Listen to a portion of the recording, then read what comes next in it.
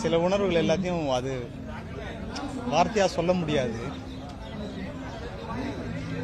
ஏன்னா அவரை பத்தி நிறைய மீம்ஸு, கிண்டல், கேலி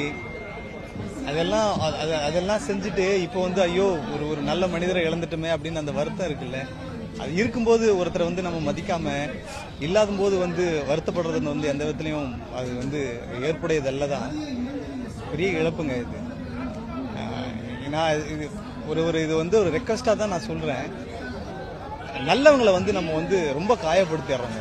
தயவு செஞ்சு இனிமேல் அதை செய்யாமல் இருக்கிறது ரொம்ப உத்தமமாக இருக்கும்னு நான் நினைக்கிறேன். ஒரு பெரிய இழப்பு.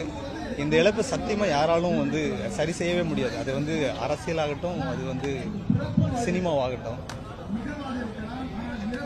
அவர் நிச்சயமாக மேலே ஒரு உலகம் இருக்குது அப்படின்னா அது ரொம்ப சந்தோஷமாகவும் மகிழ்ச்சியாகவும் இருப்பார். ஏன்னா கடைசி நேரத்தில் அவர் அவரை கஷ்டப்படுத்தினது தான்